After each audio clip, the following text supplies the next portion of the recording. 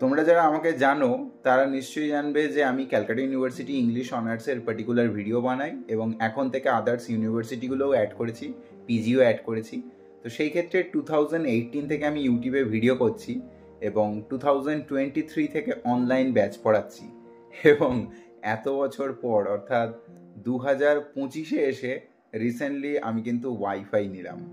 এতদিন সম্পূর্ণ আমার মোবাইলের ইন্টারনেটেতেই আমি ইউটিউবেও চালিয়েছি, মোবাইলের নেটেতেই আমি ক্লাস করিয়েছি, ইভেন সমস্ত কিছু।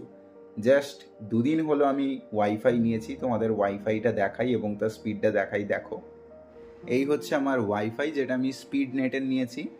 মেনলি এখানে 100 MBPS রয়েছে, যার থ্রু আমি চ্যানেলটা এখন রান করছি। এটা করার মেন পারপাস হচ্ছে মোবাইল নেটে চলে যাচ্ছিল, যেহেতু জিও 5G আনলিমিটেড নেট দেয়। স্টিল নিলাম কিসের জন্য? আমার অ্যাপ্লিকেশন রিসেন্টলি প্লে স্টোরে লঞ্চ করেছি এবং অ্যাপ্লিকেশনের কাজ করার জন্য একটু ইন্টারনেটের স্পিড প্রয়োজন। সেক্ষেত্রে মোবাইলের ইন্টারনেটে এত কিছু এত ফাস্ট করা কিন্তু পসিবল হচ্ছিল না, সেই কারণেই নিলাম। ইন্টারনেটের স্পিড কীরকম দিচ্ছে? ওয়াইফাই স্পিড মোটামুটি ডাউনলোড স্পিড 99.54 দিচ্ছে, অন্যদিকে আপলোডিং স্পিড 99.75। যদিও এটা দেখায়, আদৌ এগুলো হয় না। তো এই থ্রু আমি এখন কারেন্টলি চ্যানেলটা রান করছি।